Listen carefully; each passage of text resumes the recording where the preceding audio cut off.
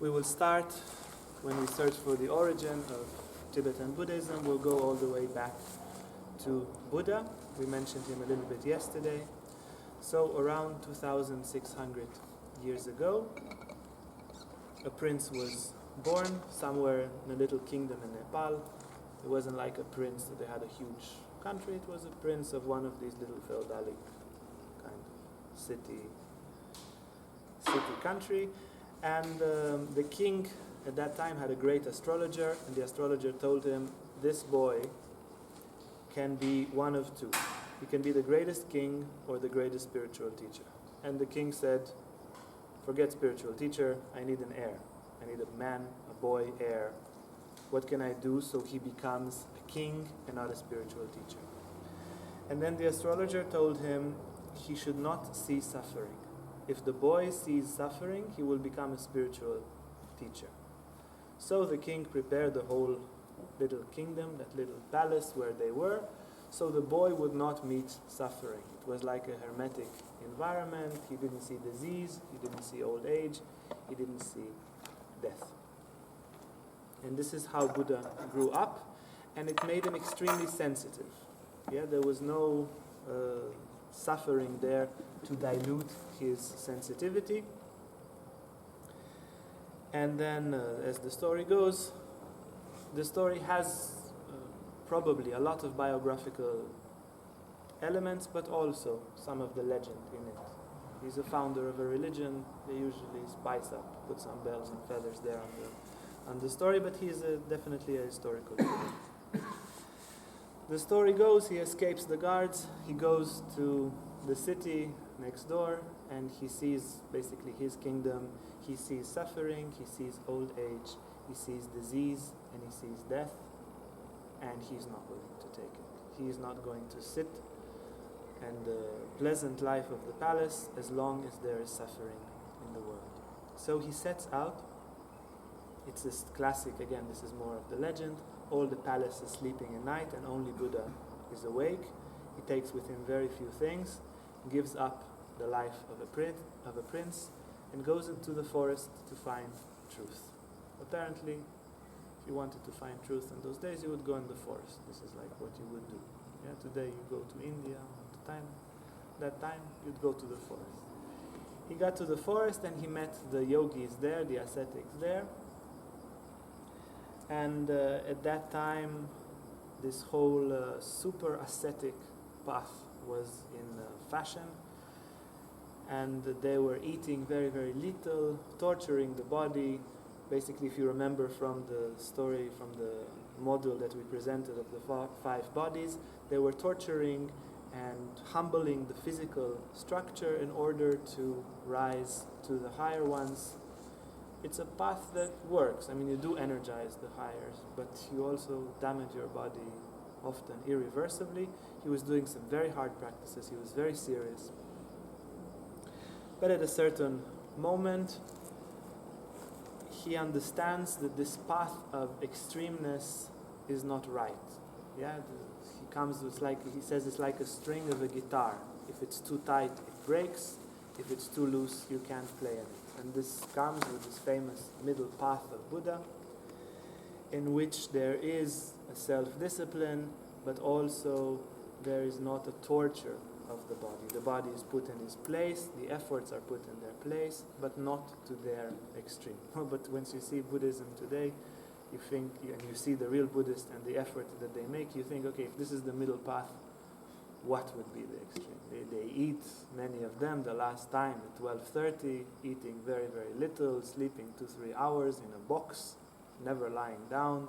The real Buddhist monks, they never stretch their legs and lie down and meditate 12-14 hours, eating sometimes only sand and so forth. This is the middle path. You can imagine what would be the extreme if this is the middle. Yeah? And after that, he changes the way he practices. He's practicing in a much more, again, quote-unquote, moderate way, still making great efforts. And then at a certain moment, he decides, that's it. I'm going to sit here until I get enlightened. And this is Historically, the place is associated with Bodh Gaya in India, sitting under the Bodhi tree. They say it's still the same tree. Now it's a banyan tree, so it goes and has all its branches there. And there are two variations here. One that he sits in lotus posture, the other one that he stands in this prayer position for 49 days until he attains nirvana. He eats a grain of rice. One version he eats a bowl of rice. Second version he eats a little bit and rice. Yeah, for 49 days, and he's determined he's not going to move from there. He had enough of not knowing who he is. He had enough of suffering. He had enough of limitation. And after 49 days of constant meditation and effort, Buddha attains the famous nirvana. The word nirvana itself basically means extinction. This is how he decided to call it. In yoga, samadhi is a kind of sameness of light. Whereas Buddha chose to call it, or in the Christian tradition and in the West, in the Western, and alchemy, so forth, illumination, state of light, of seeing the light, Buddha chose to call it nirvana or extinction, because basically his revelation was coming through this path of elimination of the ego, elimination of the mind, elimination of any limitation, and then he chose not to speak too much about what's out there after. He just said, guys, if I tell you, you start imagining, and then you're still in your mind. Eliminate the ego, eliminate the mind, for sure, that's the problem, and then you tell me what you see after. And after that he started teaching. He was not, in his life, apparently extremely influential. He was one of the teachers of the time. And he was a great teacher. They would ask him questions, and through his power, through his paranormal powers, he would say, that one, that disciple would answer. A very complicated question. And then the disciple, which was completely stuttering and barely talking and not knowing any Sanskrit and anything from the scriptures, having faith in his guru, having faith in the Buddha, would give amazing answers. This was the power of Buddha, and also his humility. Later, after his death, Buddhism started spreading out, but it was not the massive movement that it is now.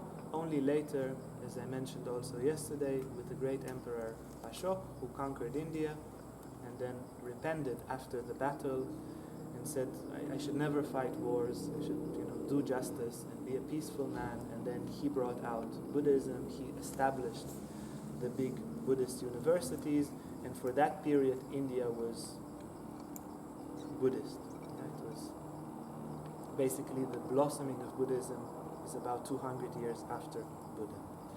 And as we mentioned yesterday, Buddha gave a teaching which was double. He gave a teaching, and he was aware that he's founding a new religion, and he was creating the future Buddhist society. He was creating teachings that can be accessible to every householder, to every person who, we know how most of humanity is. Spiritual aspiration is not, for most people, the most important thing.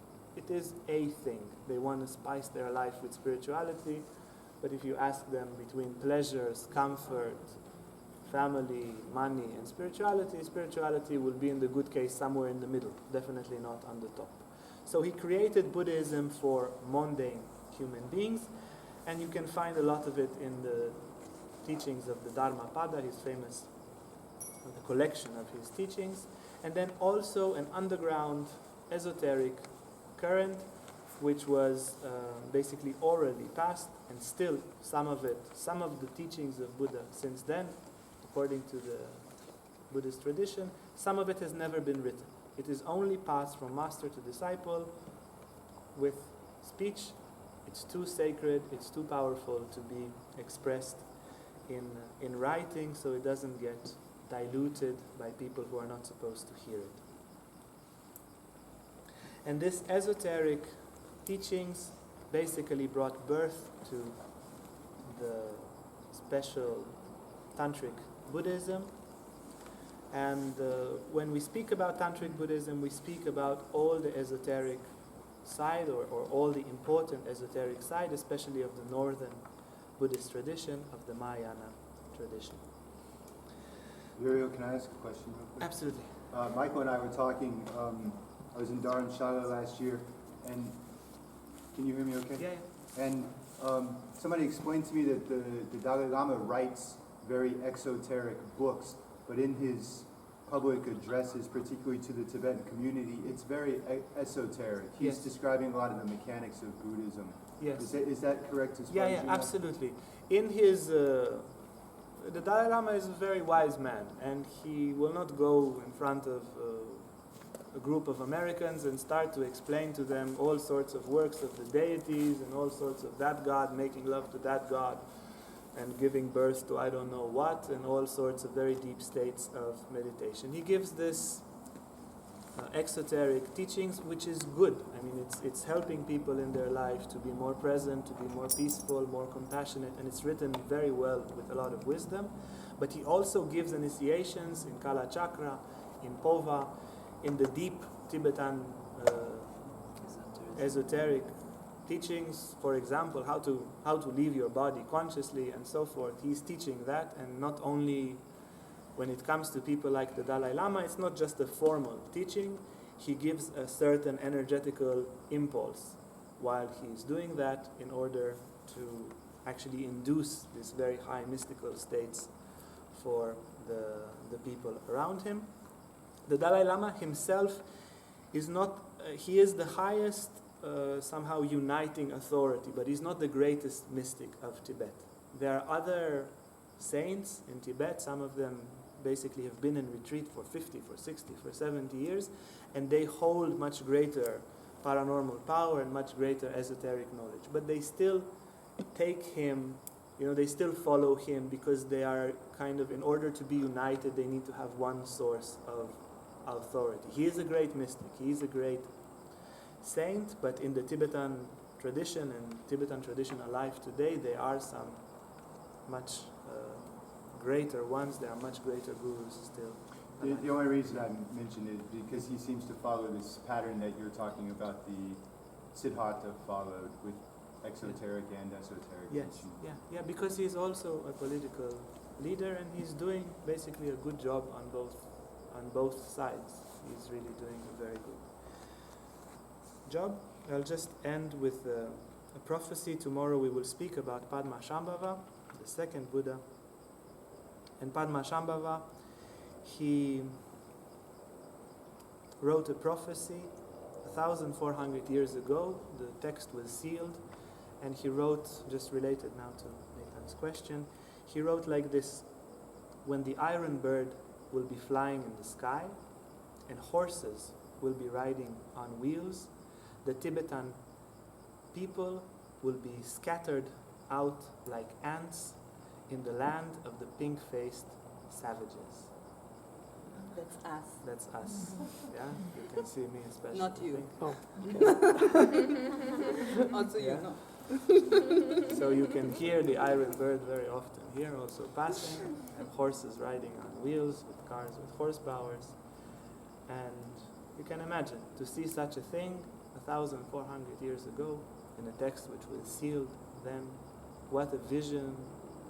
What a great saint could see such a thing with such clarity. And yeah, very nice the way he calls us. Yes, so tomorrow we will speak about Padma-Shambhava, the man who made Tibet Buddhist.